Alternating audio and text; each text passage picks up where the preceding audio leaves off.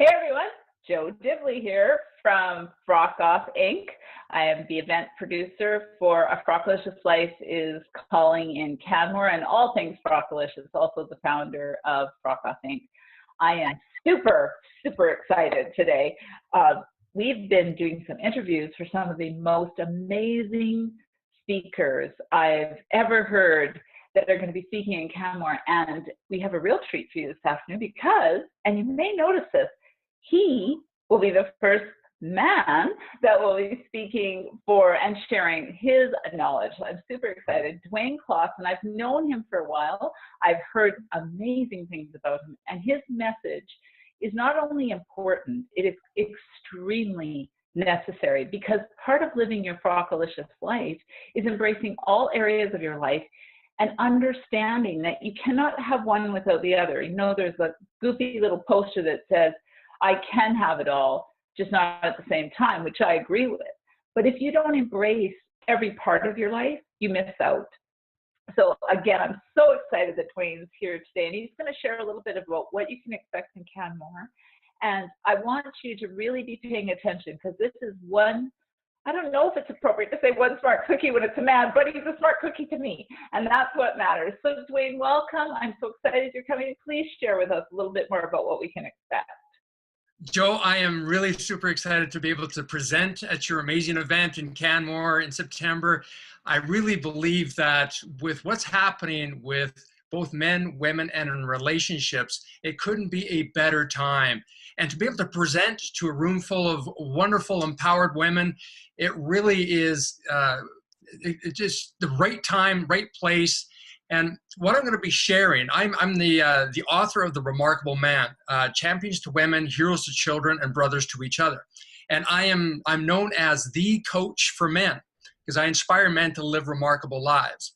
And I also have an organization called the Remarkable Man Project, which is about to be the largest leadership and empowerment network in the world for men. Mm-hmm. And the reason we've done this, or created this container, is what's happening to men, women, and relationships. And for a lot of guys, they really don't have a container to understand what's happening to today's empowered woman. Mm-hmm. And you know, as I was growing and learning what was going on, I had a few years ago, I had my perfect storm. And in about an 18-month period, I lost a multi-million-dollar outdoor advertising company to crooked partners. I found out my 7-year-old son wasn't mine. And the woman of my dreams, she left me as a broken man at that time. And it was a real wake-up call as to where I was. As we're in this new age now of this feminine energy. Things are shifting, and we can all feel it. And I know that your audience can definitely feel it, whether they're in a relationship or they're single, they're married. Doesn't matter if it's long term or they're just dating. Mm-hmm. There is a shift that's occurring, and what's happening now is men are losing their sense of utility in the relationship. And when they lose this sense of utility, they're not sure how to show up anymore. Because women right now, they can do anything. You just you ask a 12-year-old girl what she wants to be, woo! Just like, yeah, I want to do this. And most 12-year-old boys or teen boys, I don't know. I want to be a gamer. I want to be a boarder. I don't know. And I'm actually fearful of the next generation, what's happening. Mm-hmm. So when I present to your amazing event, Joe, I want to bring this awareness as to what's happening to men, women, and relationships, and how women should not have to dumb it down or play small to be with her man. Because mm-hmm. women right now are on this meteoric rise of awareness and growth. Men are flatlining. Men, you go to most of these empowering workshops or seminars, 80 to 90% of that audience is women. Mm-hmm. Mm-hmm. And so they're all pumped up. They're, I learned some amazing things. They come home and they go, honey, I learned all this and this was amazing. I want to share this with you. And this is the book I got. And he's like, that's great. Awesome. Oh, that's good. Oh, hey, the game's on. I'll talk to you in a minute. Mm-hmm. And and they tune out. Mhm. And so as relationships are advancing, that's unsustainable. Mhm. And right Mhm. now, 73% of relationships are ending because she said so. Yeah. And Yeah. most guys are sitting back going, I didn't see it happen. I thought we were good. I thought we Mhm. were good.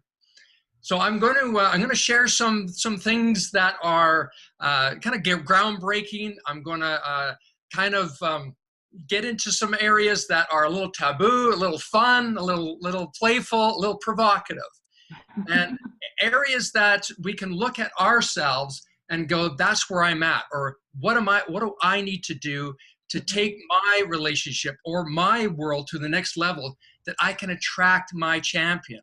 And I'm going to give 3 tips on how to attract your champion, even if you're already in a relationship, and how that champion can show up in your life as your husband, your boyfriend, because he's there. It's Mhm. inside him. He Yeah. just doesn't realize it yet. Yeah. I think I think that's very provocative all by itself, because we have, women have really come into their own, as you so well noted. In the last, I would say, I've seen tremendous change in the last 10 to 15 years. I've really seen things ramping up, and it has taken, I would say it's taken a toll in the sense of men aren't really sure. And I've seen this myself in my own experiences, and trying to balance it out. And I think that, as I said, I think it's necessary. I can think of no better place to lay out things that are taboo, provocative, than a Frockalicious Life event, because it is about your life and your Yes. business. Because when one part of you is broken, everything is broken. I have tremendous respect for people that weather the storm, that go through. But there is a time you can weather, but you need to get back to being happy at some point, whatever that looks like. Whether you have to complete a relationship or whatever that looks like. But I love the fact that you're going to empower people with things they can do to find that champion. So what is one thing that people could start doing immediately today, for example? What's one thing that they could start doing prior to coming to Canmore and hearing all your delicious information? Great question. And it comes down to values and boundaries. There's a lot of us are in relationship where we are giving and giving and giving, and we're not receiving. And at what Mm-hmm. point are you the option in the relationship? And I do this for both my coaching clients, and whether it's a woman or it's a man, in that relationship, how are those values and boundaries? Are they even expressed? For so many people, we go into a relationship and we have all these assumptions going on about how it's going to work. And I'll give you a quick example. So if I rub here and I go, this means I love you. Mm-hmm. And to me, that's what it means. It's like, wow, if anybody does that to me, whoo, it's on. However, the recipient might go, oh, I hate it when he does that. That's just, but rather they want this. Mm-hmm. Oh, but I don't know that, because I'm running on this. That I think because I love it, she's going to love it. So Mm-hmm. that's what I do. I'll do this, but it's one of those unspoken things that we do, and Mm-hmm. it's never shared. And so I would suggest that whatever your values and boundaries are, if you're in relationship right now, review what your values and boundaries are in your relationship. And if you're single and you're looking or you're wanting to start looking, get really clear on what your values and boundaries are. What do you want to expect? And then when we project out there what our dream relationship looks like, are you that dream person that person's looking for? Mm-hmm. That's awesome, because I remember when I went back into dating, that you just twigged something for me. And I remember starting and dating, and I had been in a relationship, and unfortunately it had ended, and I had been in that same relationship for 20 years. So I felt like I had no idea what I was doing. And even just defining what I wanted was really important versus what I didn't want. And the other piece was, I remember gentleman that I was on a date with, and he wasn't being aggressive. He was just asking me a question. He said, but what do you bring to the table? And he wasn't talking about money or any of those things. He was talking about what was important in my life.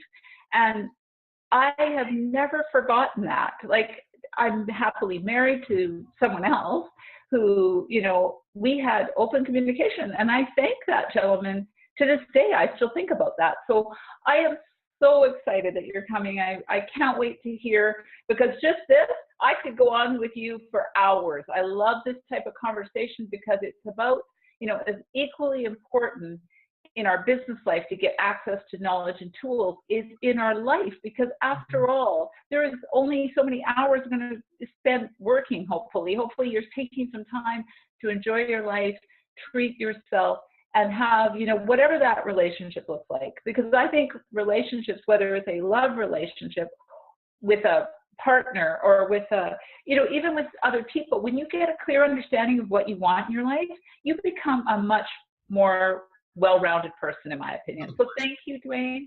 I can't wait to see you. It's going to be awesome. And yeah, he'll be the gentleman in the crowd. So awesome. We will see you very soon. Take care, Dwayne. And until then, have a frockalicious day, everyone. Bye-bye. Bye-bye. See you soon.